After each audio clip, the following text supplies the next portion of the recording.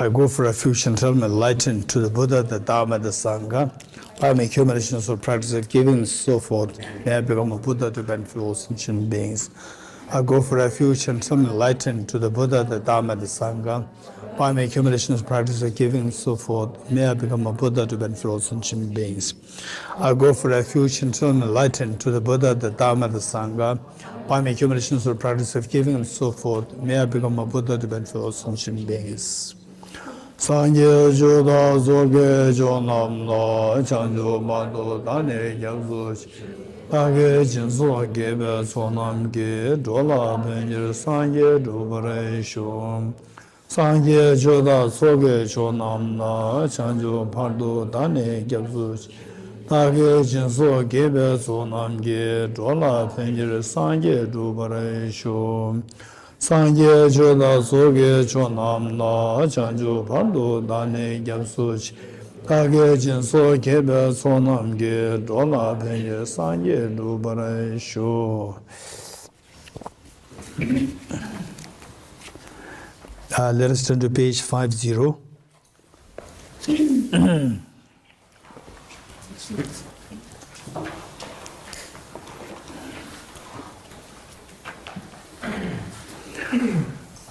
We recite the following verses as a part of taking expression Bodhisattva vow, which we explained yesterday already. We'll say this together.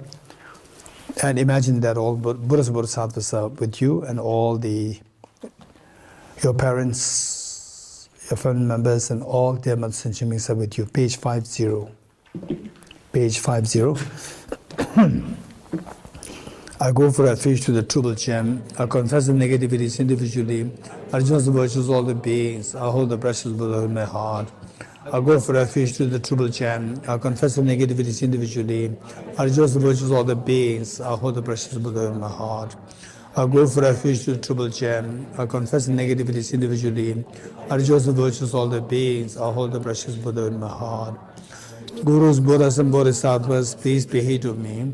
Just as previous Buddhas have generated the mind of bodhicitta, and just as they successfully dwell in the bodhisattva practices, likewise for the benefit of all sentient beings, I'll generate the mind of bodhicitta, and likewise shall I do successfully dwell in bodhisattva practices. Gurus, Buddhas, and Bodhisattvas, please be heed to me. Just as previous Buddhas have generated the mind of bodhicitta, and just as they successfully dwell in the bodhisattva practices, likewise for the benefit of all sentient beings, I'll generate the mind of bodhicitta, and likewise shall I too successfully train the bodhisattva practices. Gurus, Buddhas, and Bodhisattvas, please be heed to me. Just as previous Buddhas have generated the mind of bodhicitta, and just as they successfully dwell in the bodhisattva practices, likewise for the benefit of all sentient beings, I'll generate the mind of bodhicitta, and likewise shall I too successfully train the bodhisattva practices.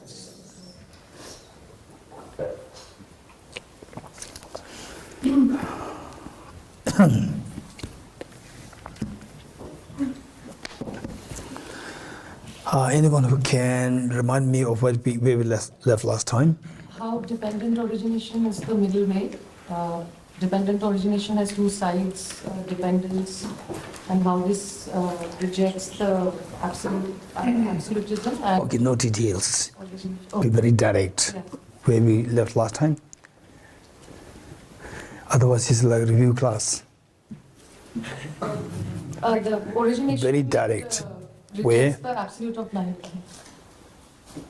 So in other words, they say how dependent origin, so in other words, how emptiness means the middle way. Yeah. This is a big umbrella. Anyone else who would take me a little closer to what we did? Rejection of two extremes. Rejecting two extremes. Anyone else?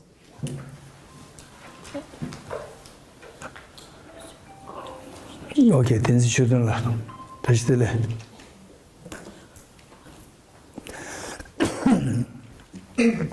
Okay.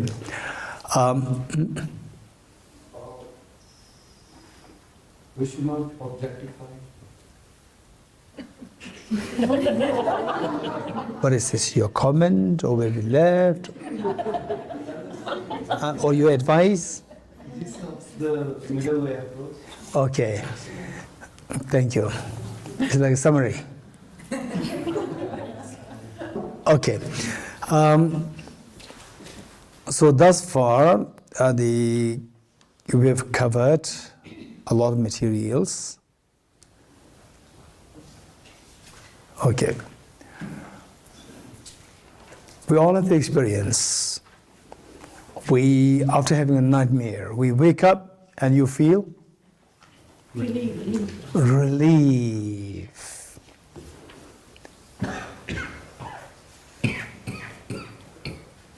And the Buddha, in a sutra, Samdhi Nirmojana Sutra,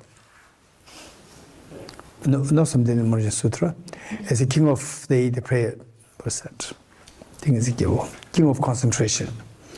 King of Concentration Sutra, where the Buddha taught that just as in a dream of a young girl, she met with a boy and saw his death. Joyous was she at the meeting, and despair over his death. View all phenomena thus. This is a very powerful verse, where our emotions are all, in fact, how we lead a life. You, I, the kings, queens, prime ministers, presidents, the CEOs, or the beggar, or the dog, or the insects.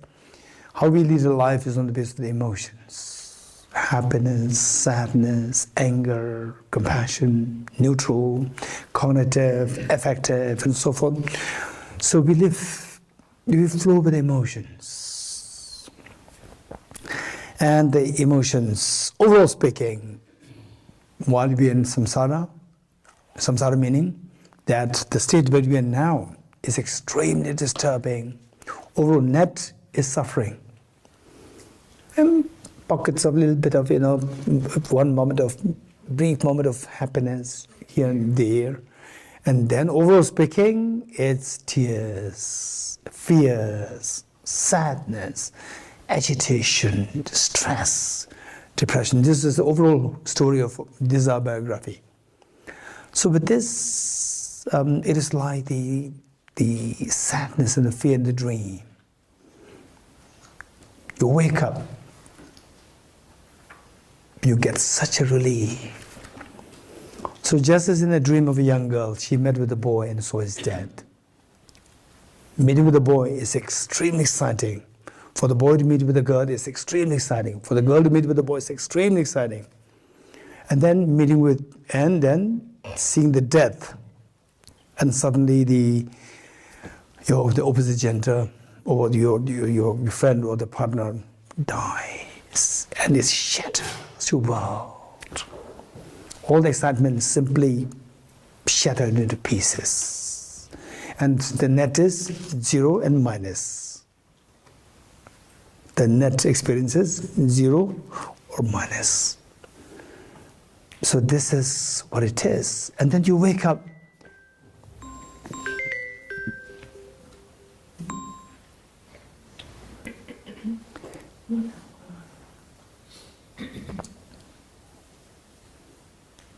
Okay, then you wake up and all this mental disturbance, net 0 and minus removes. You feel the lightness, you feel relief. Okay, and similar to this, let's say, how many of you know what is prank? What is prank? Anyone? Raise hands who likes to explain what prank is? Manjari? It's a joke one plays on somebody else. How? Can you give me some example? I don't know, like on April Fool's Day, short-sheeting the bed, or putting salt in the sugar bowl, or something like that. Okay, anyone else? Any other examples? Like coming in the facade of a ghost? Yes? And what is your immediate reaction? So much of fear, right? And when will the fear dissolve?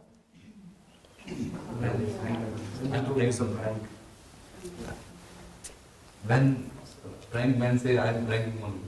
Okay, when say, oh, I'm playing a prank on you, right? Then the fear dissolves. So why, when you realize it's a prank, the fear dissolves? Why? Because Because you can, Raise your hand. Yes. because you can see it's not real. Because you see that what appears as ghost is actually not real. You getting it? Do you see some parallel between the two? The dream, you see dream is so real. And then emotions of fear, stress, anxiety, joys, and so forth. You're just tossed into this wave, turbulent wave. You wake up and become so balanced and tranquil. The prank. Hey, right? In fact, I remember when I was a small boy, maybe age not too small, age 13 or 14, my teacher, he's an amazing teacher. And he would make his subject very interesting. His history, very interesting. Once in a while, he would share some stories, anecdotes. What he said was that once there was a group of the school children, and they were going from the school to another place through the forest. And school children, among the children, there was one who was extremely fat boy, very fat, who could hardly walk like this. And then another group of boys, what they did was that they pretended as though like they are mafias. From the forest, suddenly, the second group of the boy came out, mafia, all right? All the other boys, they started to run. Believe it or not, the fat boy came there first.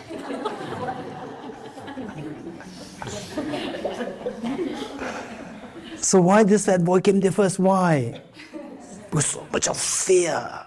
There's fear, the emotion of fear, right? And then the moment they come to discover that these who declare themselves as mafia is actually just the school boys, right? Then the fear dissolves. Yes? Okay. So just tell me, in a dream where your emotions are stirred so high and so low, like in the common life, we see young boys, young girls, when they meet, there's so much excitement. And when they see the death of the near and dear ones, it just shatters the whole being. Just recently, I received a message from someone who lost her husband suddenly, very healthy, suddenly he passed away. And her life was totally shattered. So overall, how many years they were together? Maybe like 20 years together, and suddenly blank out. And they, of course, feel that she's feeling totally shattered and lost. So what is the total net? Zero and total gloominess, sadness, and being shattered. So I'll say the dream, it happens in dream also. With a prank, with the group of school boys, the fat boy, reached there first. So tell me, something is there in common in all these trees? In all these trees, there's a common there. What is that thing which creates so much emotions? What is there that made them give them such a relief? There's something common in them. Anyone? Anyone? Raise hands. Anyone? Hey, raise hands. Yes, here. Self-grasping. Self-grasping, very good. Anyone else? There's some. And then when I say what is common, say for example, Betronla, and of course Geshe is here, and then let's say the Nicola, they will give you very professional answers. And newcomers, I cannot give the answer because look at these answers. You're getting it? So I'm not waiting for this answer. When these answers come, I know that they are from NMC, NDC, like this. Right? I'm waiting for your original answer. So it doesn't mean that what answer that they give is wrong. No, this is so good. But what I'm expecting, what I want is that all of us to grow from where we are. right? So whatever answer that comes to your mind is fine. Anyone, quick. There are so many commonalities. It's not just one or two. You just tell me, what are the common things between these three things, among these three things? Say, waking up from a nightmare and you feel so relieved. Nightmare means mental turbulence. Relief means balance. And then there's prank, the mafia prank. And then there's the boys, they're just running so fast. And finally, we come to know this is a prank. They feel such a relief. And then the dreaming example the Buddha gave, the meeting with the opposite gender, there's so much of excitement, and seeing the dead, whole life feels shattered. So in all these three cases, we see there are many commonalities. What are the commonalities? Yes, over there? Basically, it's a lack of confidence that whatever comes on your path, you'll be fine. Say it again. Okay, level of confidence on a path, actually will be fine. You're not used to change, so you're very, very used to what is there. If change comes, you don't have the confidence that whatever comes, you'll be fine. Okay, so whatever comes, it'll be fine. Yeah. Good. Anyone else? Our mind caught up in the things. Say it again. Our mind caught up in the things. But before present as. Our mind caught up in things before. But we see in the dreams, but we see when someone prank on you, and when we see that, our mind caught up the things around us. Okay, we are caught up by our, let's say that we are caught up by the reality is there, and we are caught up by the fake reality. Right? Anyone else? There are many commonalities, yes. Once they know the truth, why they are like that, then immediately they relieve from that. Before you know the truth, which means ignorance. With ignorance, your emotions are stirred, ups and downs. The moment you know the reality, your emotions will go back to normalcy. That is absolute peace. Very good. Anyone else? Anyone else? And can you correlate with what we learned yesterday, what Jigmela said? Anyone? Yes. We see things objectively real. Yes. Then, when you discover that objectively there's nothing really there, your emotions will come into normalcy and absolute tranquility, become absolutely tranquil. Okay, so the message here is that, what is your name again? Diskidle. So what Diskidle said is that we are thrown into emotional stirs, ups and downs of emotions, by seeing things as objectively real, which is not the reality. The moment you see that objectively is empty, then you will feel the total rest of your mind, total rest of the mind at total rest in total tranquility, total peace. This is the meaning of the fourth seal. What is that? Fourth seal. Transcending sorrow is absolute peace. This is what who's seeking that? Buddhists or non-Buddhists? Absolute peace. Who's seeking this? Buddhists or non-Buddhists? Everyone. The Tosamling, what do you call the people of Tosamling? Tosamlingites? Or? Tosamling girls. Tosamling girls. Okay. Tosamling girls, right? Or non-Tosamling girls? All. Everyone. Rich or the poor? Both. Tibetans, non-Tibetans? Both. Everyone is seeking this absolute peace. So if you are seeking this absolute peace, what should you do? You have to discover that whatever we perceive, they're empty of objective existence. You getting it? Okay, this is so important. Which means we have to discover that things are, what's the another way of saying empty of objective existence? Hey, what's another way of saying empty of objective existence? Inherent existence. What is another way of saying emptiness of objective existence? Subjective. Wonderful. Subjective, we said yesterday, this flower is not your, this flower is mine, which means is another way of saying it is not yours, not yours. Say it is subjectively real means it is another way of saying objectively it's empty, right? So when you say objectively it's empty means another way of saying the flower is objectively empty. What's the another way of saying that? The flower exists subjectively. You getting it? Okay.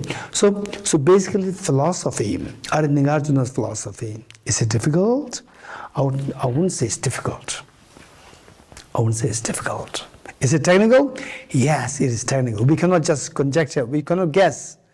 These are so systematically learned. If you systematically learn, if you put little effort, if you okay, for example, let's say, okay, let's say that you are earning, let's say, you are earning X amount of rupees per month, and which is very good. And then you advise, say you want to, say, have some savings. So for this you have to go to deposit money. And then now it is very easy. In the olden times, you have to actually physically go to the bank and deposit money. And every month, you deposit, let's say, the 5,000 rupees. Every month you have to go. Is it difficult or not? Is it difficult or not? Hey, tell me, that's not physics. It's so difficult. Huh? To answer this question seems to be very difficult for you. Tell me, going to the bank which is nearby, right? Every month you have to go. Is it difficult or not? It's not difficult. You can do it very easily. You're getting it? But do you like to do it every time like this? Right? You find it like it's so much waste of time. It's not difficult. You're getting it?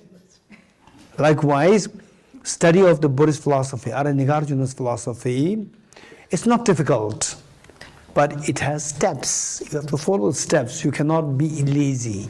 You have to follow the steps. If you follow the steps, be consistent, and it'll take time. By the time you reach the air, you'll find the joy. Once you reach the plateau, right? When you climb, you don't see the top of the plateau. Keep climbing, and when you reach that, then you will see the wonder. Wow, that's amazing. And now I've found the meaning of my life. Not only meaning of this life, meaning of the innumerable lifetimes of the past and the future. Now I have to accept the meaning of the, my whole existence. I found this meaning. Now I know how to stop the tears. So precious, so precious. Okay. So for this, what we see is that in all these three examples, we see that there are so many commonalities. One is that when you see things as objectively real, the dream is real, the prank is real, then you are stirred into emotions of fear, anxiety, stress, and so forth. When you see them as not real meaning objective is not there, it's just what your mind thought. Is what your mind, the subject imputes, is purely subjective. Instantly, the disturbance of the emotions calm down. You can feel the tranquility, absolute peace. This is a purpose. This is the meaning of transcending sorrow is absolute peace. Okay, so if this is a message, wow, this is amazing. From this, what you see as, you tell me one thing which you see is so precious for you to know. Tell me. From what we learned the last few days, today, much more like a summary made, and tell me one thing that you feel that this is so precious. Quick. Raise hands. Don't feel shy. Raise hands, yes. How to see that things exist subjectively. How to see things as subjectively. Anyone else? Avoiding the two extremes. Avoid the two extremes. Just speak your mind, whatever comes to your mind. Quick. Any new hands? No new hands. Come on, Sijula. Don't know. What do you think you felt as this is so important? Presents? Yes, Kamala. Renunciation. To renounce your cheesecake. Renounce samsara. What do you mean by samsara? Loss of freedom. I really need to renounce the loss of freedom, samsara. Very good.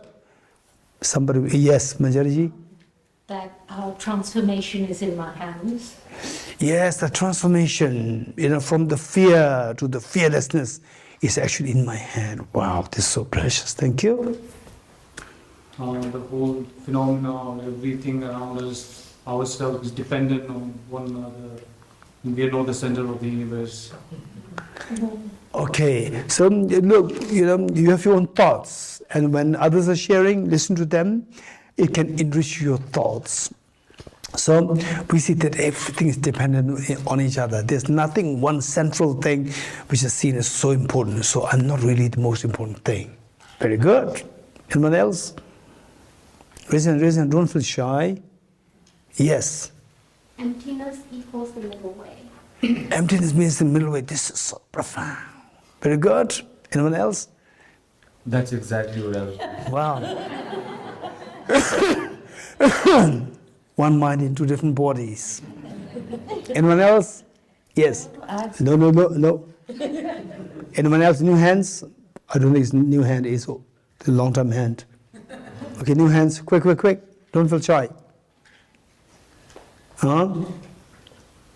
Jimela? I just have the feeling that the wisdom of listening is very important. We have to the wisdom of the learning. This is so, after all, to talk about all these high, these say transcending sorrows, absolute peace, you will feel this. So all these things will come only when you actually have the taste of emptiness. For this, you have to reflect on this more. For this, we have to learn. So learning is the first step, which is most precious. Amazing. Thank you. Anyone else? Yes. Gate, paragate, if you cannot skip any step. So it's gade, paragade. It's not gade, bodhiswaha. This is so important message. Thank you.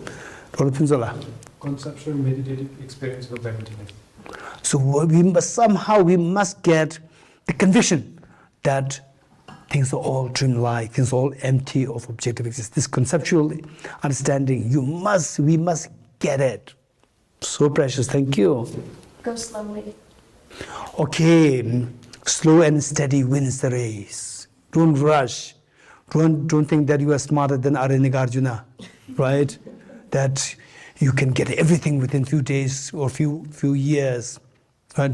Go slow and steady wins the race. Start small and then gradually expand. Very good message. Thank you. Yes. Negative feelings are very spontaneous and very intense, and we should generate compassionate mind. Try to generate whenever we feel like whenever we feel negatively. Negative thoughts, they are so intense, so powerful, so dominating. So now the counter force is compassion, wisdom. We must not miss the opportunity.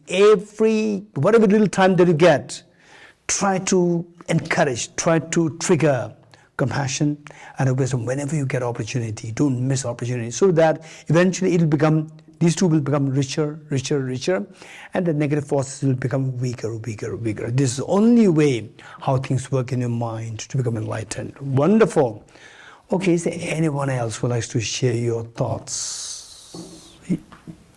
Yes, here. To wake up from sleep of ignorance. We have to wake up from the sleep of ignorance. Whatever we are seeing now, all these emotions are related to your cognitive thought processes. Your cognitive thought processes decide your emotional world. And the emotional world that we have thus far, like 20s, or myself in my 50s, some in 30s, 40s, 50s, 60s, 70s. So just go back in your, just scan your life, whatever you experienced thus far. Scan it and see what is the net. What is the net? Happiness or miseries? There's nothing really happiness there. It's all miseries. So, why this happening? Ye dharma hetu prabhava. This all happened because of a cause. What is that cause? Ultimately, it's the ignorance. As long as the ignorance, deep sleep of ignorance, as long as we don't wake up from this deep sleep of ignorance, this net suffering will never come to an end. If we want to bring an end to this net suffering, that we must wake up from this deep sleep of ignorance. Waking up, generating the wisdom to wake up from the sleep of ignorance, this is the key. So precious. Good. Anyone else? Amazing. Wonderful. I'm so grateful. So so happy. Okay, so this is what is expected after with classes, that your thoughts, you should feel something. Yes, this is, I'm really in like a mess of samsara, and I should get away from this. There's always a way out. What is the way out? To revolutionize my perception of the world. How I perceive the world thus far, since my birth till today, from innumerable lifetime till today, things seen as so real. Now I come to learn that things don't really exist object, they're all subjectively. And once you realize that, like a dream, waking up from the dream, you feel relief. Waking up from the unconventional dream of samsara, you will have the absolute peace. Wow, this is so precious. Waking up from the sleep of ignorance. So precious. Okay. So from this, what we come to learn is to understand the subjectivity. And then all what you said makes total sense. No thing subjectively, that things exist as subjectively, nothing exists objectively. And to know that the stepwise, no shortcut. First study, reflect, meditate. Okay. So with this, from this what we come to know is that we really need to know. First, we have to learn how things are subjectively real, how things don't exist objectively, and how perceptions can really stir our emotions. You're getting it? How our perceptions can stir our emotions. I'd like to share these anecdotes are so precious. Let us never forget these anecdotes, and these anecdotes, try to relate them to your own life. I think this anecdote was shared in a sutra. So, in what context I'm trying to share this anecdote? Anyone? For what? How perceptions stir. How our perceptions stir our emotions. You're getting it? How our perceptions, how our cognitive perceptions of the world. How perception is subjective or objective? Perception meaning is more subjective or objective? Subjective. Yet, although it's just purely subjective, but we superimpose this perception as the reality, and then you are stirred into emotions. Okay, an extremely profound anecdote, a story. And we should learn how to relate this to real life. And if you're able to relate this, at times you may feel a tinge of a fear. If that happens, you are very successfully relating this to your life. If that happens, this is the only chance. This is the only opportunity for us to go gate, para gate. Otherwise, we are just, always showing the dream, what is that? Picture of the pizza, not the real pizza. Picture of the pizza. Picture of the pizza is never a pizza. Don't forget it. You're getting it? So when you feel it, a tinge of fear, joy, and these emotions arise because of these reflections, relating the story to your real life. When that happens, this is so precious. Okay. One time, a couple was over there. Was English. A couple. Huh? Was. A couple was there. Husband and wife. There was a couple, yeah. There was a couple. A couple was there or a couple were there? Huh? Okay, there's British English here. Anjali, please tell me. Was? Yeah. Okay. One time, there was one girl who was editing this book with me. I was sitting here and the girl was sitting on the other side, and we were discussing on the points. And then at one point, her English is so good. Native English, Indian, but with the native English speaking, so good English. So generally speaking, I say that Indians, their English is so good. Not all. Not all. Indians, their English so good. Really good. So sometimes when we have little disagreement, two of us have little disagreement with some English, I would say one thing and she would say something, and usually when it comes to English, I say whatever she said, I would say correct it according to what you say. Sometimes I disagree with her. And when we disagree, how to settle? I told her, call your mom. Her mother's English is excellent, and her mother is not affected by this book. She's already affected by this book. This book is mostly my work, my English. So although her English is very beautiful, but she reads, memorizes things from this book, and many of which are my English. So which means that she's also tainted my English. Whereas her mother is not tainted by my English. So I would call her, call your mom to ask which is correct. Yours one's correct, mine is correct. And she would call the mother, and the mother would say, she wouldn't say, Geshe is saying this, I'm saying this. No. It's just saying option A, option B. And in most cases, mother would say, my option is correct. Right? Then one day, not one day, in the course of further discussions, they were English related to the philosophy. Then when we disagree, she would say, Geshe, shall I call my mother? I said, no. Because your mother is good in English, not in philosophy. Right? Don't mix up the two things. Okay. I don't know why I shared this. Couple. Okay, there was a couple. Okay. So there was a couple there. There was a couple. They were a couple. No, there was a couple. I learned from British English. There was a couple. And the lady, the wife, was washing a dish in the olden time, washing a dish. Outside the house, washing a dish. Not like in the kitchen, no facility, just a very simple washing a dish with the water. You put water like this, washing a dish. And the husband was just standing by her.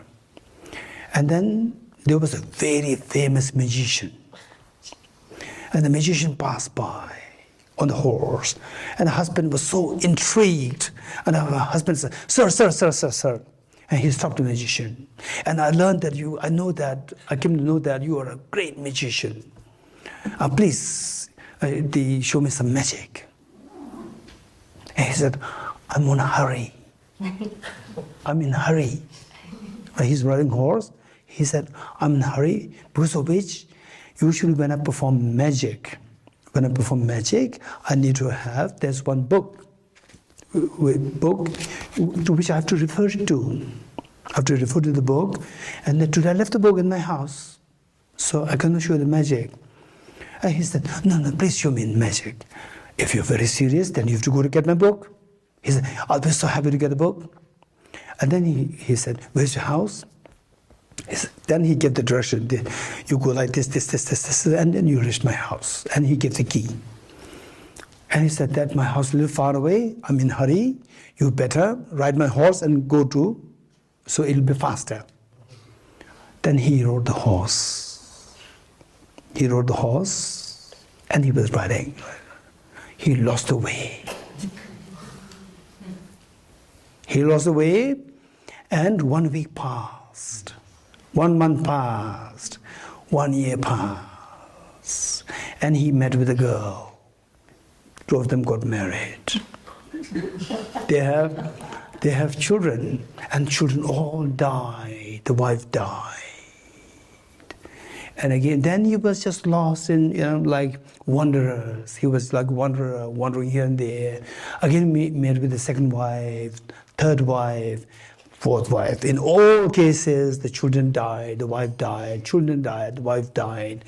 Then the fourth case, the wife died. Only one son was left. And he was so shattered, destitute. And he has this little son going, and then they would cross the river. And he was trying to help the son to cross the river, and the son was also washed away by the river. Then he felt that life is just totally meaningless. What the Buddha taught. Meeting with Opajjhanta and seeing the death, you feel despair. He was totally shattered and in despair. He said, there's no point in me to live any further. I should die. He jumped into the river to commit suicide. He jumped, and then suddenly he was just sitting next to his wife, who was still washing the dish. It was just like 2 minutes that he experienced like 10 years, 10, 20 years. You're getting it? And he was toasted in emotions, just thrown in all the ups and downs of the emotions. Okay, so why these emotions? Because of the believing. Magician actually created magic. Already, the moment he asked for the show me magic, he already created magic. Right? And he was on a way, and he was going to the horse, thinking that he was going to the horse. Actually, he was not going to the horse. He was standing there, and the magic was already created. Okay, so all what we are going through, it is like the magical illusion. And who's the magician? Your self-grasping ignorance. That is the magician.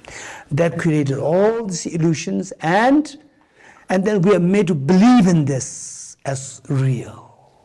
And then we are thrown into emotions. Okay, Nyingchil, how many years you lived on this earth? 25. 25 years.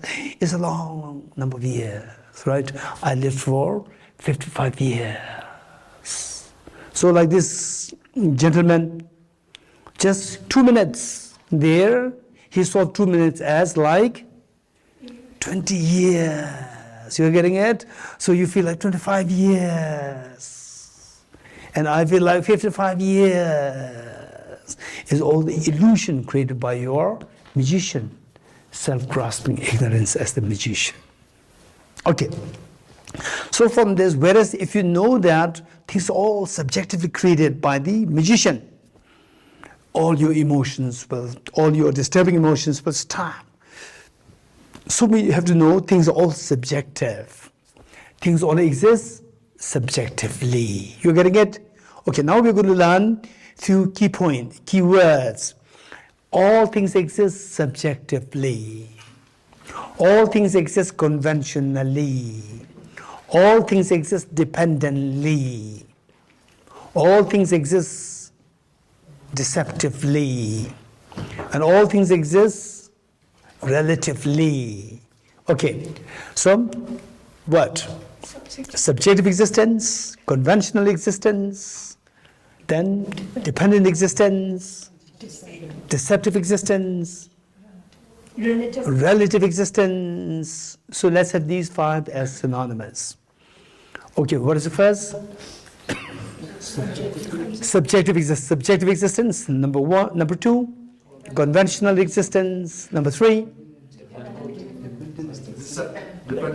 dependent existence. Number 4, deceptive existence. Number 5, relative existence. Okay, let us learn these 5. You're getting it? They seem simple, but if you can put them learn them very systematically, learn them in a very orderly way, and you have all these 5 intact, they'll be on your fingertips, your thinking becomes very clear. So these are the only hope.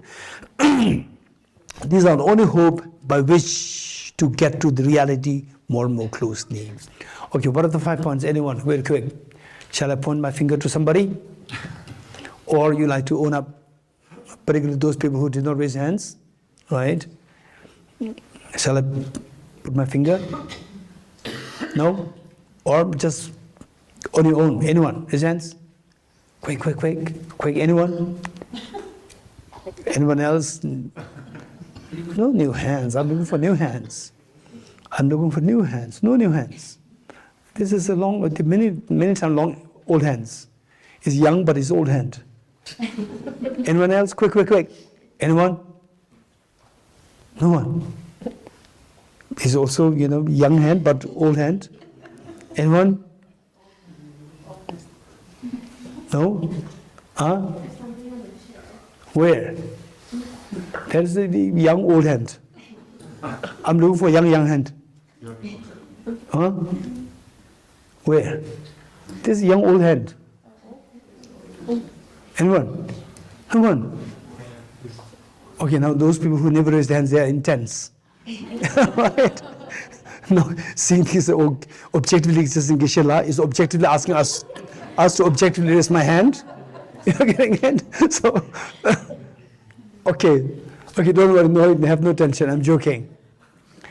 Okay, anyone who likes to share with us? You? The 5 points. Yes.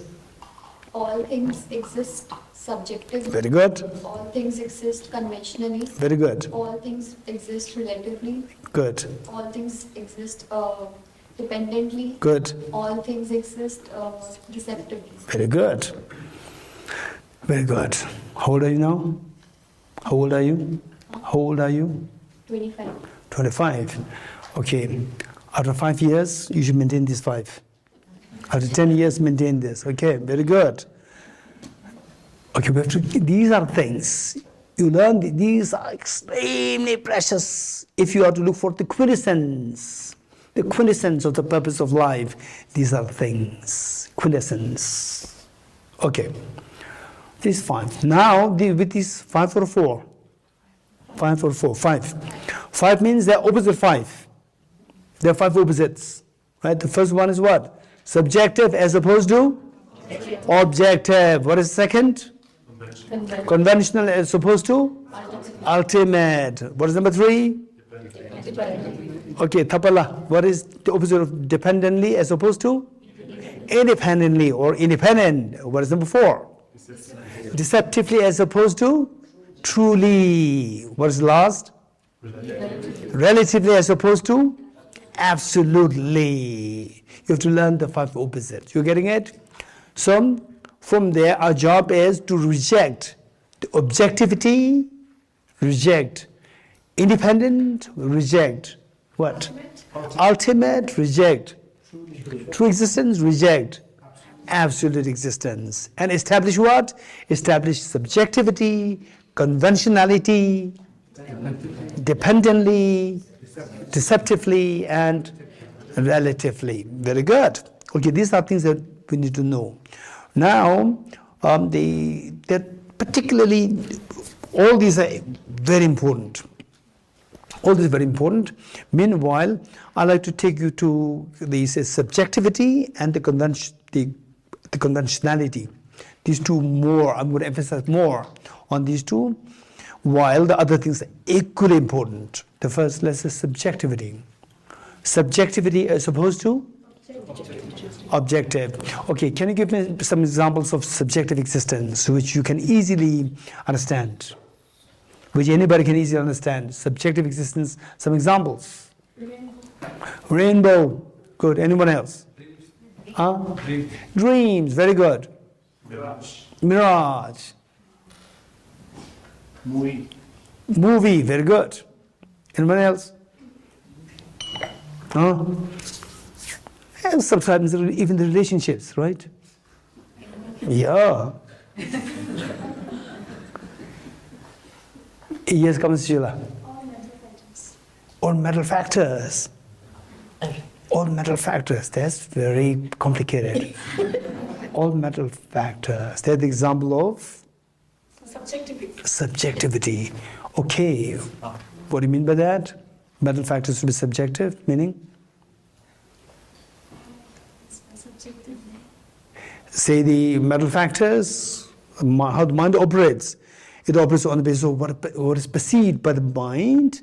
It doesn't really look at what's the reality. So these operate on the basis of the perceptions. So they're all subjective. Very good. Anyone else? Subjective, some examples. Say even some relationships or Facebook friendships. Facebook friendships. Very, very, yes, this is, wow, this is amazing. That's amazing, right? Sometimes I just wonder, samsara, is it really bad?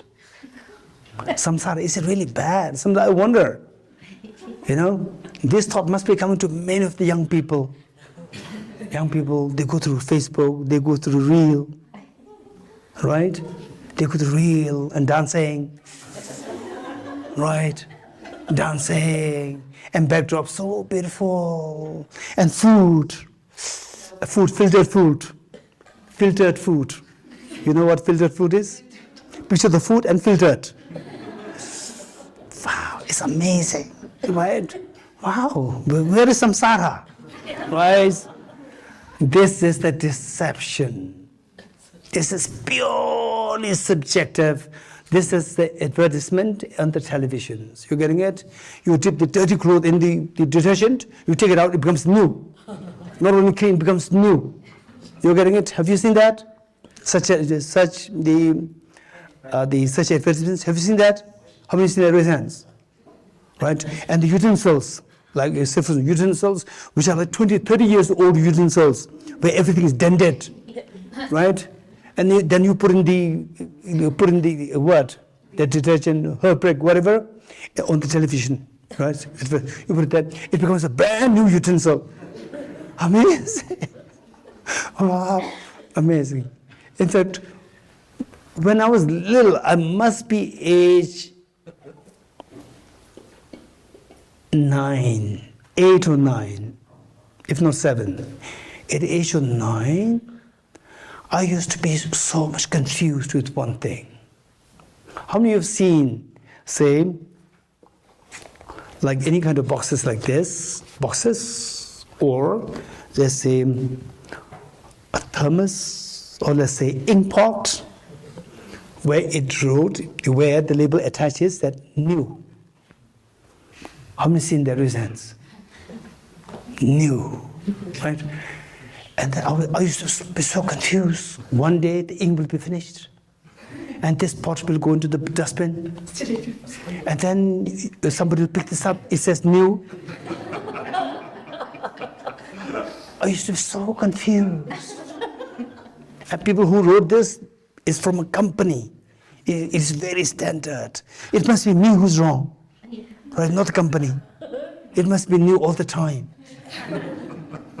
But logically speaking, no. One day the ink will go away, ink will finish, and go into the dustbin. And if this label is not removed, then it remains. It'll gradually, this letter will change. NEWOLD, old. It will not change. It will forever remain as new, the label. And then, but this is not something, something who's deceiving us. It is there from a standard company, but it's new. But it's not new. Reality is not new. I used to be so confused when I was age 7, 8. So what I'm saying is that there's the superficial reality and the reality, real reality. There are two. This is known as the discrepancy between the appearance and the reality, right? And Facebook, Instagram, dance, filtered food, and so forth. And the young people think, and then somebody suddenly comes up, hi, how are you, right? And I introduce myself, I'm Mr. and this is this. I'm girl, this is this. I'm boy, this is this. And the filtered food, right? And the dance. It's amazing. Wow. And then the emotions are stirred. This whole heaven is so beautiful, divine, right? And then, how are you? Even just waiting for this reply. I'm well, what are you doing, right? Even this word, what are you doing? It excites. There's tremendous divinity in your emotions. Amazing. Right. And gradually you stop and still you're smiling. That's amazing. And your friends tell you, what happened? What happened? You're so happy today. Oh. And recently, one of my friends, he was sharing with me his life story a little bit. And he said that he has a little child and he's divorced from his wife. I could not really go deep, I could not inquire deep into, how the divorce happened and so forth. And he's very young.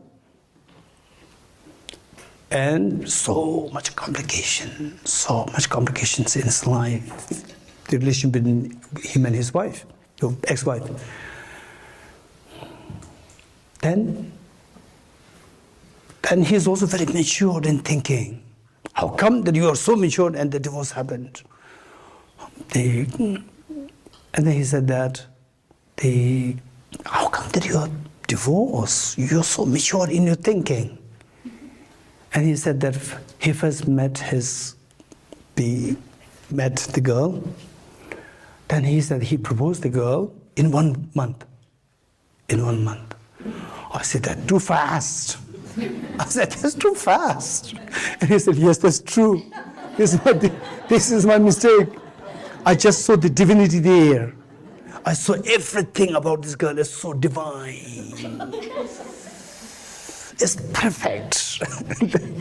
And then he plunged into, he proposed and got married. And then he started to see the conventional reality, ultimate reality.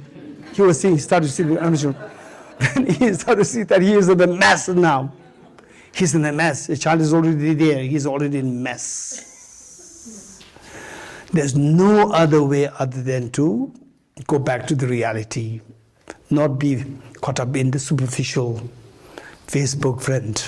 No, not Facebook attraction, right? Then I told him that, what made you go after 1 month? Very fast. Why? And he was laughing. He said, you are right. I'm so immature. I saw the superficial reality as the reality. That was my mistake. Okay. So from this, what we're learning is subjectivity, conventionality, deceptivity, and dependency, and relativity. And the 5 opposites. So how we have to look at things, how things appear to you as so objective as opposed to subjectivity, so ultimate as opposed to conventional, and so independent as opposed to dependent, and so true as opposed to deceptive, and so absolute as opposed to relative, being relative. Okay, so with this is one thing that we need to keep in mind. These are things that we should learn and try to, what you learn, this is concrete, and then try to relate this to your life. How am I really seeing things as relative, conventional, subjective, deceptive, independent, or the opposites? The first one, subjective. Subjective has many layers of connotations. For example, if I say that, somebody says that, okay, he's very educated. He's an educated person. And if you want to have some discussions on your PhD topics, would you go to this person or not? He's educated. Would you go to this person or not? He would go. The reasons who would say, yes, I would go. I would go to this person who is educated. Reasons? For my consultation with the PhD topics. Anyone else, any other views? You would go, not go? Hey, the question is, I introduced a person A, I told you that he is an educated person. And you are doing a PhD thesis. You have some, say, the PhD topics to discuss. Oh, he's educated, I will seek his advice, help. Would you go to seek his help or not? No. Some say no, some say yes. Okay, those who raised hands, those who said no. Okay, why not? Why not? He's educated, but he's not qualified for as a professional. Maybe he's a bit Albert Einstein. Anyone? Actually, I'm looking for your articulation, and I'm looking for your ability to go into the nuances. You're getting it? Prince Ali? I won't go to him because he may not be knowing my topic. He may not be knowing my topic. Very good. Okay, don't worry. That his topic and your topic is same. I introduce to you. Then what do you do? You'll go, not go. Okay, now we have already moved to the second level. That your topic of PhD and his is just the same. But what I introduce him, the information that you have is what? Only two things. One is that he is educated. Number two is that his topic and your topic, these two are the same. So you are into physics, he's also interested in physics. Anyone? I will talk to the person and then I will see whether I will take his information to my work or not. But first I will talk. Talk what? Talk about, do you have cheesecake? No, talk about the topic. Then, Talk the topic. Then if it is useful, I will use this information. okay, good. This is a wise approach. And to go to talk, which is easier? First go to talk, then discuss topics, or you ask me directly, educated, what do you mean by educated? Class 12? Or undergrad? Or master's? Or PhD? Or professorship? Or VC? What do you mean by educated? You have to ask me, right? If you ask me, this is easier, or you go to the meet, okay, can I meet him, right? And then fix an appointment, and you consult the topic, which is easier. Easier is asking you. Of course. Why did you not say this? Assume that person is. No, don't assume. You're getting it? So the point is, when you say educated, doesn't mean that he is educated the first class. Educated has many levels. You're getting it? You're getting it? Educated. Just finished class 12 is also educated. Is educated or not? Somebody who's finished class 12. Somebody who finished the undergrad. Is educated, not educated? Angela? Educated. Masters, educated, not educated? Of course he has. PhD, postdoc, the professor, then vice chancellors. Of course, you're educated. So educated doesn't mean that that the person has reached the ultimate education. So subjectivity has many layers. Subjectivity has many layers. Simply because the word subjectivity is, you find mentioned by different schools, you are not to see them as same understanding. You're getting it? They can vary in subtlety. Why I'm saying this is that there are some professors I know, very senior professors, who are being renowned as scholars. But in actuality, actually when I actually meet the person, discuss, I was a little dismayed. Because the person said that Chittamatra philosophy and the Prasanga philosophy is the same. I said, no, I don't expect this coming from you. You are such an acclaimed professor scholar in Buddhist philosophy. But I don't expect this coming from you. Are you serious? You were saying that? He said, yes, very confident. He said, yes. And later on, I understand it, that his learning is all bookish learning, never from the proper tradition, proper lineage, never. Just read books, and then, Chittamatra, subjectivity. Prasanga Yoga, subjectivity. This was the same philosophy. Right? Simply, this is a problem when you do not learn the philosophy, particularly Nagarjuna's philosophy, in a very systematic way. This is a problem.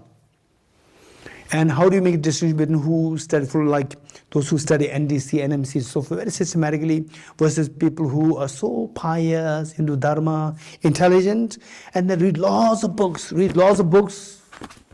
never learn things very systematic. How you make a distinction is very easy. Recently, I'm not going to mention name, recently I met somebody who is holding a very high position, and he's also interested in Buddhist philosophy.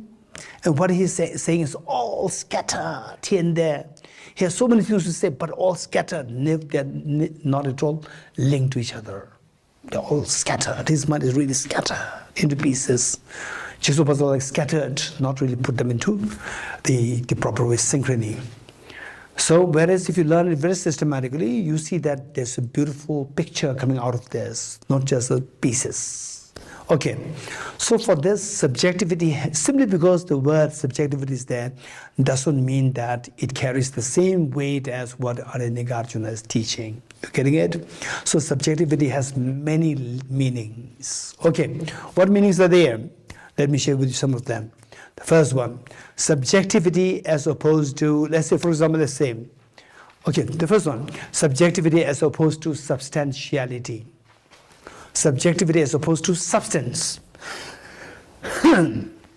Subjectivity as opposed to substance. Number two, subjectivity as opposed to externality. Subjectivity as opposed to externality.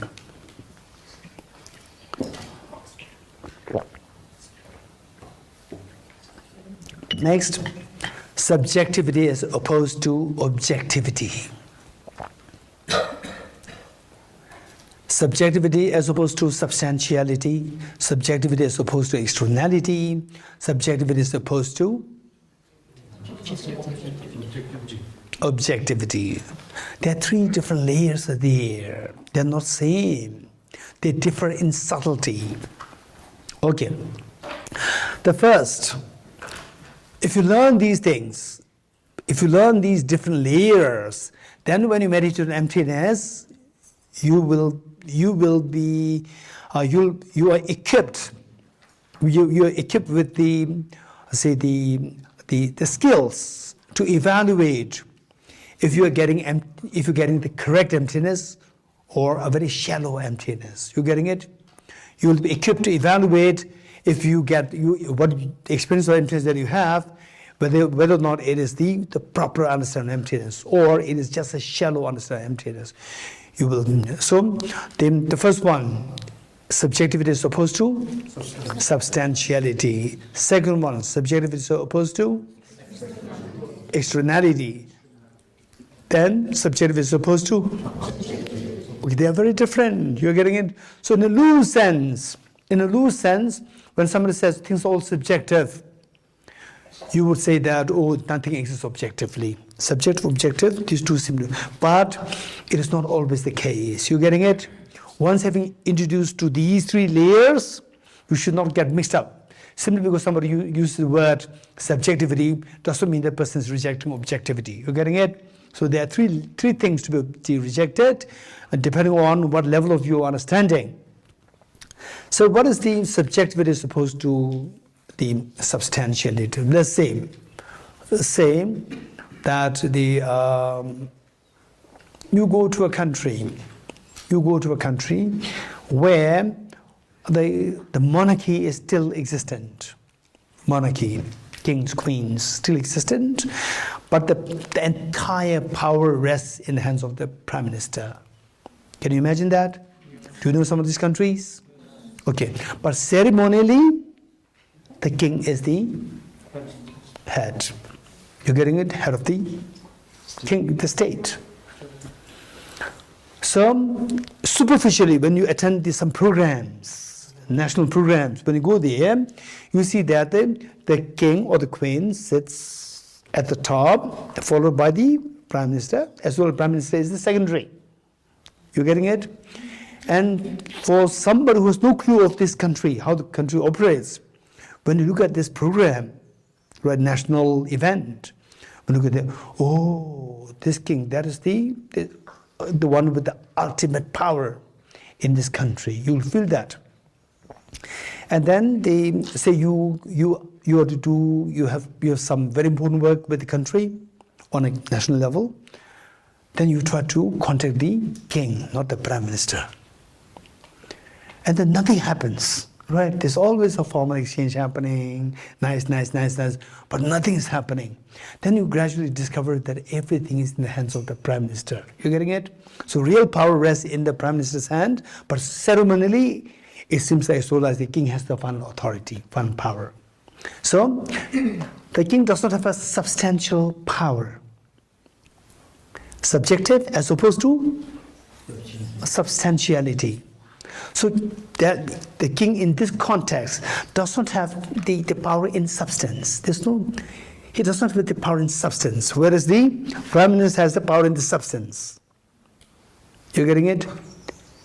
So the real power meaning this is power in substance, rests in the hands of the Prime Minister. So then what about the king? The Hawaii king is sitting as the main person in the ceremony. Why? This is a ceremonial. This is just subjective. You're getting it? It's not real. It's just superficial, subjective. So subjective as opposed to substantiality. This is extremely important. Okay. I ask you some questions and you give an answer. And the answer must come from your real thought, not the philosophy that you learn. And in some cases, your thought and the philosophy that you learn can become the same. If that is the case, your philosophy is your real thought. In some cases, real thought is different and your philosophy is different. You're getting it? You're going towards the philosophy. So my question to you is, okay, let's see. What is in my left hand? Hey, speak. Wow.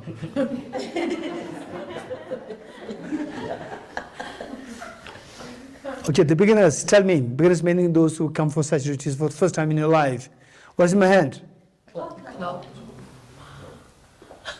Okay, those people who are, who said clock, they are mostly who I know so many years. I ask the beginners. Okay, give an answer. What is in my hand? In my left hand? Clock. Only one beginner. Hey, all the beginners. What is in my hand? There are more beginners there. Okay, good. Okay, a clock is there. Now look. I remove the clock. What is my left hand now?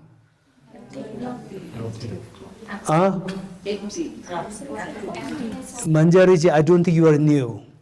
You're getting it? I'm asking the new ones, the beginners. Hey, what is in my left hand now? Nothing. You getting it? Just pick what comes to your mind. You don't wait for some exotic answers. You getting it? The answer that comes from your real thought, that is the exotic answer. What's the exotic answer? Answer that I'm expecting from you. That is the exotic answer. You getting it? So you said that nothing's there. You getting it? Okay, those who said, raise hands. Those who said nothing's there. The newcomers, raise hands. Those who said nothing's there. Good. Okay. The clock is there? No. Absence of clock is there? Yes. The newcomers, hey, you are not new. Right? So what you said is that there's no clock. Absence of clock is there? Yes. So something is there? Absence of clock is there? Absence of clock is something? Okay. So if you get little lost, that's true, like a mixed up or like contradiction. Oh, nothing is there. Absence of clock is there? Yes. Absence of clock is something? Yes. Something is there? If you say yes, if you say you already said no before. If you say no, absence of clock is also something. Something is there. So you end up in seeing a little bit of contradiction. If you feel the contradiction, this is when you are growing in your philosophy. You're getting it? This is how you grow in your knowledge. Only when you see the contradiction there, then the real growth takes place. If you don't see any contradiction, you will never grow. Okay, good. So now the absence of the clock, is it there or not? Absence of the clock is on my left hand or not? Yes. And the absence of the clock, does it exist or not? Absence of clock does not exist. In your pocket, is the absence of clock or not? In your pocket? Yes, it is there. It is there means it is there means it exists. You're getting it? So absence of clock exists. Absence of clock exists. So now if you go, oh, that's interesting, then after the retreat, you go to your shop and shopkeeper tells you, where's the money? Yeah. And the shopkeeper tells you, nothing's there, there's something there. Right? No, there's nothing there, absence of money is there. Right? Then the shopkeeper will say, I have no time, please go to mental hospital. You're getting it?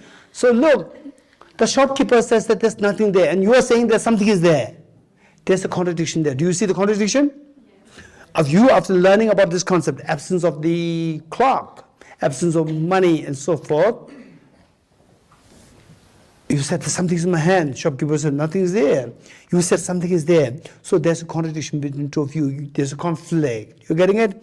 So why is this conflict coming? How do you resolve this conflict? Why is this? Why the shop? Who's correct? The shopkeeper said nothing's there, and you said something is there. Who's correct? Both are correct. Which means something is there, nothing is there. Both are right. It's crazy, right? My pocket is empty. My pocket is full. It's empty. It's contradictory, right? Okay, tell me. So how is it that what makes the shopkeeper says nothing is there? For the shopkeeper to say something is there, listen, this is very important. For the shopkeeper to say something is there, there should be some substance there. You're getting it? If there's no substance, for the shopkeeper, nothing is there. For you, you have now grown from the very ordinary way of thinking to a little bit of logical thinking, where something is there. Absence of the clock is there. But absence of clock does not have a substance. Absence of clock is like round in shape. It does not have any shape. It doesn't have any color. It does not have any substance. You're getting it? So it does not have a substance, but you say it does exist. If it does exist without any substance from the object, then it's coming from the subject. So the absence of the clock is subjective. It's not objective because it doesn't have substance. You're getting it? So the first level of understanding of subjectivity is subjectivity as opposed to substantiality. So ordinary people, when they see there's nothing is there, means there's no substance there. If there's no substance and you say something is there, that is purely subjective. So subjective as opposed to substantiality. On that level, the flower is subjective or not? On that level. Does it have substance? Yes. What is substance? Opposite of that is subjective. So if it is substance, it's not subjective. You're getting in that context. So subjectivity has many connotations. Subjectivity as opposed to the substantiality. Given that this flower has a substance, it is not subjective in that context. Now, let's say that absence of chocolate in my hand. Does it have substance? It does not have a substance. Does it exist? It does exist. But without substance, it exists as subjective. You're getting it? So what exists without a substance, it is subjective. What exists with substance, it is not subjective in that context. One. Number two, what is the difference between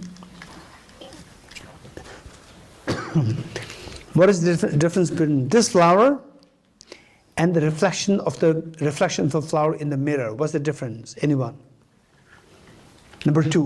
What's number two? Subjectivity as opposed to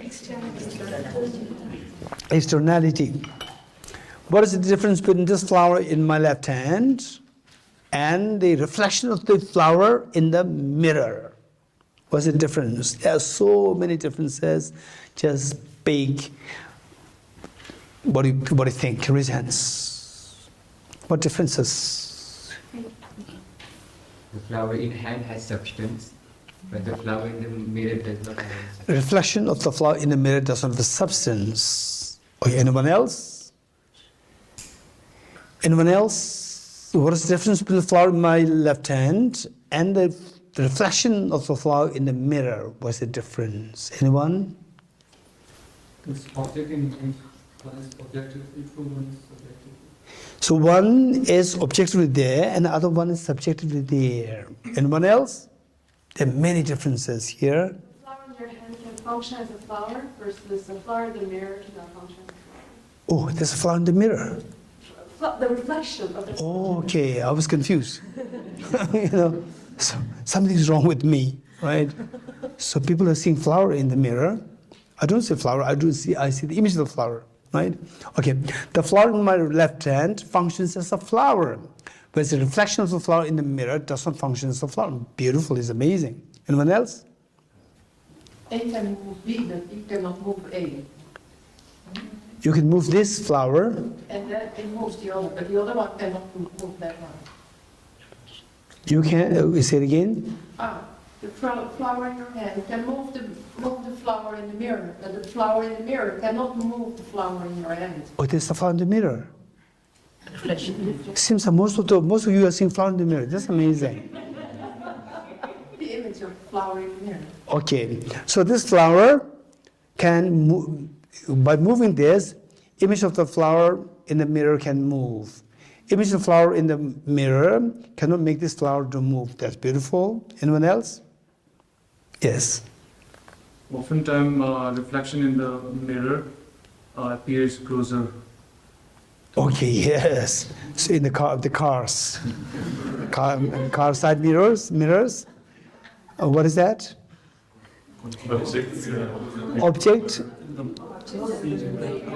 Object in mirror always exists closer than what it appears. Thank you. That's true. Okay, yes, Tabala. You can touch the flower, but you cannot touch the imaginary, like the image of. You can touch this flower. You cannot touch the flower in the reflection of the flower in the mirror. You can touch it. You can touch the mirror, but not the. Oh, actually, you are touching the mirror. That's true. That's true. Okay, very good. Thank you. Yes. Without the flower in the hand, the reflection would not exist. Perfect.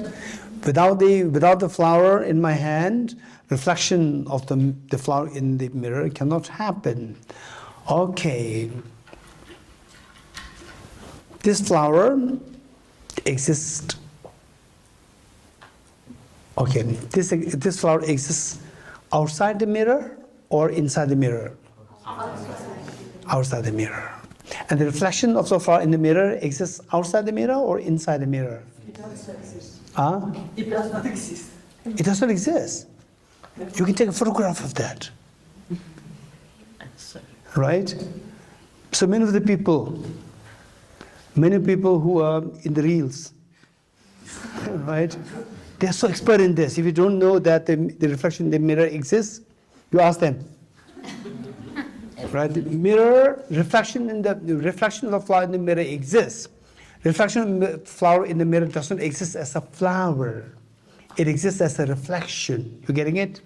Okay, this distinction must be made. Okay. So my question to you is, this flower, does it exist outside the mirror or inside the mirror? Outside the mirror. And reflection of the flower in the mirror, does it exist inside the mirror or outside the mirror? On this side. On this side. On the surface. On the surface meaning? On this side. On the mirror. On the mirror. On the mirror. There is no inside of the mirror. There's no inside of the mirror. Of course there's inside of the mirror. Mirror has some thickness. Yes, the mirror has some thickness there. Thickness means there should be outside, innermost, and then in between. In the mirror, on the mirror, whatever you. Okay, English, what is English? Huh? On the mirror, the reflection is in the mirror, reflection on the mirror, in the mirror. Okay.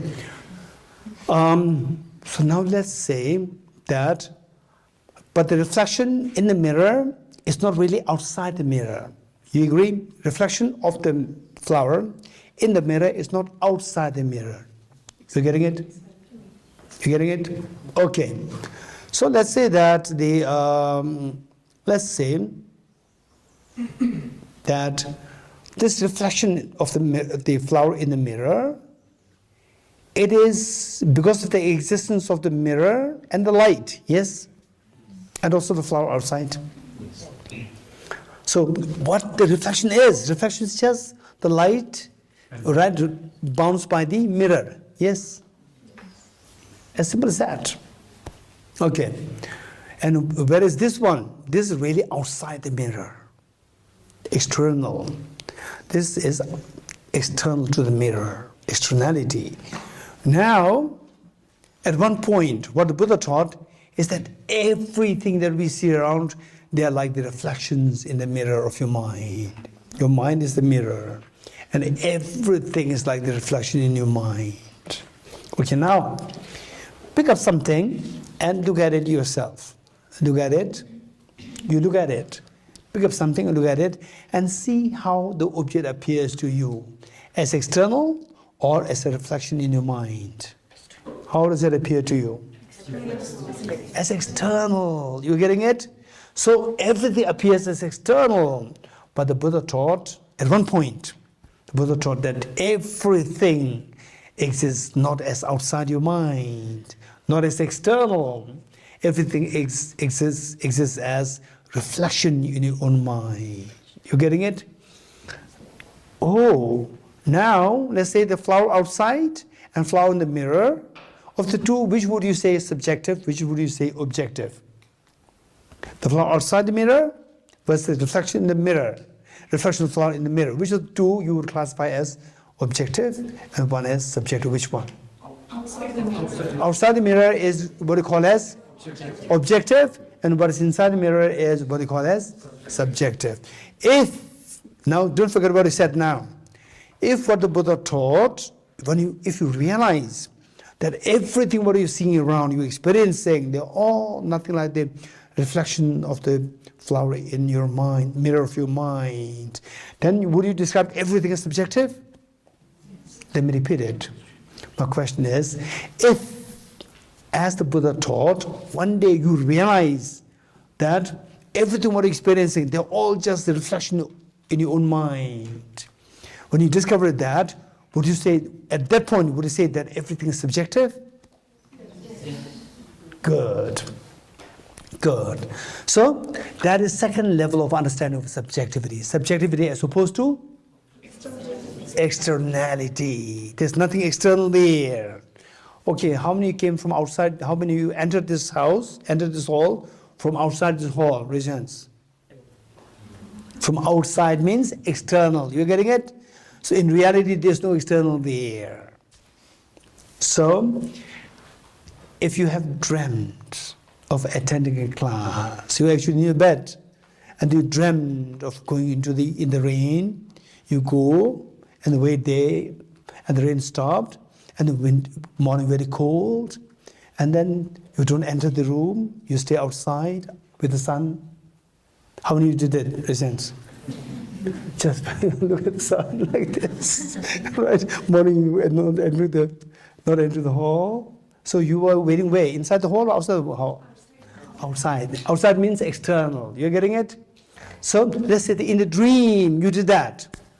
So in the dream you thought that I was outside the hall. You're getting it? And then the bell rang, and then you entered the hall. You're getting it? Inside. So in the dream you felt they were outside, inside. You wake up, the concept of outside, inside dissolved. Everything is inside. Yes? When you wake up, whatever happened in the dream, outside, inside, all these things will dissolve, and you come to this all just internal. Inside meaning your mind. Whatever happened in the dream is just my mind. You getting it? So mind is like the mirror, and all that happened in the dream, they are like the reflection in the mirror. You getting it? So here, subjectivity as opposed to externality. This is the second level of understanding. Now, third level of understanding. Third level of understanding. How many of you have watched movie in a movie theater? Raise hands. Okay, this is the wrong question. How many of you have never watched a movie in a movie theater? Huh? Okay, we've all watched movie in a movie theater. Tell me, just imagine that. Okay, imagine that you watch a movie here, and you are the spectator, and the screen is here. And where is this movie coming from? Projector. Where's the projector? Behind you. For the time being, this example will work so well. Perhaps after 10 years, 20 years, 30 years, this example will not work. Most likely, after 10, 15, 20 years, even in big movie theaters, the movie may not be projected from the projector. It may be coming from like the plasma. You getting it? No, may not require the projector later on. Today, this example is perfectly well. So where's the movie projector? Front? Behind you. You getting it? So is there a gap between the movie projector and the movie? Yes, no? Yes. And the movie comes from where? From the screen or from the projector? From the screen. That's interesting. Oh, wow. That's amazing. Then we don't need the projector. Right? Movie comes from where? The screen remains there intact. The moment the projector stops, instant the movie stops. Within a split of a second, the movie on the screen stops. The screen is intact, but the movie stops. You agree? So which means that movie is on the screen, but not from the screen. It is from the projector. You getting it? Movie is on the screen, you agree? Because you are watching the movie on the screen. But movie is not from the screen. It is from the projector. Projector is in front of you or behind you? Behind you. Okay. My question to you is, which means the projector is like your mind. Mind is a projector which projects things. Right? So, with the example of the movie and the projector, so the movie is subjective or objective? Subjective meaning is coming from the projector. Projector is the subject, screen is the metaphor for the object. Right? So the movie is coming from where? Object or from the subject? Subject. So the movie is subjective. You getting it? Okay, now I've given you two examples. The mirror and the reflection mirror versus the movie and the movie projector. What difference do you see? There are so many differences. What difference do you see? Raise hands quick. Raise hands, raise hands. What difference do you see between the two? One, the movie and the movie projector. Other, the reflection of the flower and the mirror, which contains the reflection of the mirror, the reflection of the flower. So what difference do you see? There are so many differences. Just explain whatever you think, whatever comes to your mind. Quick. Reflection of the flower has a cause. Then the movie also has a cause. But cause is the external. Flower's reflection, the flower. Okay, that makes some sense. Good. Anyone else? Yes. More as subject-object relation. No, my question is, what are the differences? I'm not talking about the similarities. What are the differences? In the flower case, the flowers, if the flower is present, then the reflection of flower is subjectively present. If the object, if it exists objectively, then it's subjectively. In the movie case, the movie is coming subjectively, then we are able to see objectively. I'm not able to, but it doesn't come subjectively, then we can't see it objectively. So the movie is purely subjective, purely coming from the projector, but the reflection mirror is not coming purely from the mirror, because we require the object there. Very good. Anyone else? Okay, let me give you one clue. Is that movie and the movie, the reflection of the flower and the mirror, between these two, is there a space gap? Is there a gap or not? Hey, think, don't just say, is there a gap? Yes, right? Don't think, don't be scared, right? Okay, now he's asking very seriously. That I have to say something, yes.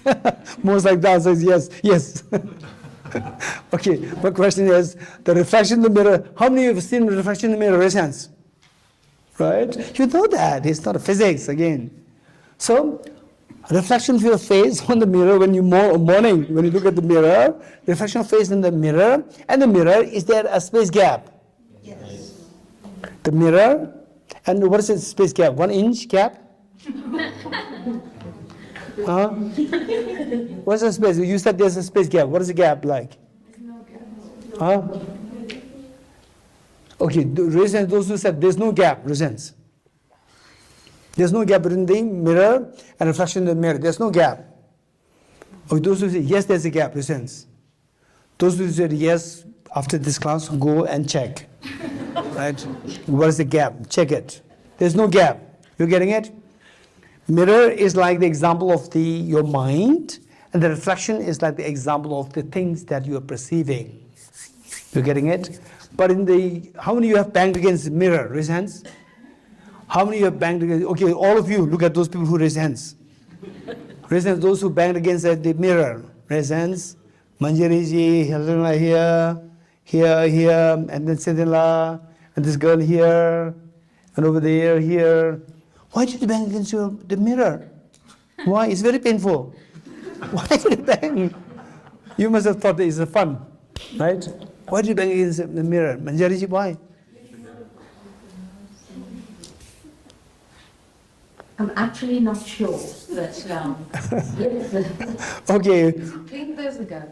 We made a mistake. So you made the mistake that behind the mirror there's something there as external. You getting it? You thought that there's something there. So that thought that there's something there behind this is deception. What you see as external is deception. You're getting it? So likewise, when you look at the people around you, you see them as external to you or internal? When you look at the people. Look at the people around you. Look at just see whether they are seen as external or internal. External. So that is just as in the mirror, you can make mistake and bang against the mirror, you are actually making mistake to see them as external. You're getting it? These are nothing but the reflection in your own mind. Okay. So with this, we see that with the reflection, the mirror and the reflection mirror, there's no space gap. Because there's no space gap, this is known as emptiness of externality. Emptiness of externality. There's no external there. Okay, now, movie projector in the movie. Is there a space gap or not? Yes. You're watching the movie on the screen here, and the projector is behind you. Is there a space gap? Yes, there is space gap. If there's space gap, that's external. You're getting it? In both cases, is a wonderful example of subjectivity. But in one example, there is no externality. In the other example, there is externality. You're getting it? So the second one, which is the movie and the movie projector, this is the example of subjectivity as opposed to objectivity. Whereas in the case of the mirror and the reflection in the mirror, this is the understanding of the subjectivity as opposed to externality. And the absence of the flower, in the absence of the clock in my hand is the example of subjectivity as opposed to substantiality. You get it? This is so important. If you are confident in these three layers of understanding of subjectivity, then later on in conferences, meeting with people, there's some people say that, subjectivity, there's nothing external there, there's nothing. People tend to mix up these three things. You're getting it? People tend to mix up these three things. The substantiality, externality, objectivity, they mix up all these things and they think that they understand the Prasangika philosophy. This is where they're going wrong. So now, but of course, we should not be egoistic. Knowing the nuances of the objectivity and subjectivity, it should not leave room for our ego to arise. Just feel the joy that I'm so lucky that I've learned about subjectivity on these three levels. And then finally is to uproot my own self-grasping ignorance. You getting it? Okay, we'll stop here.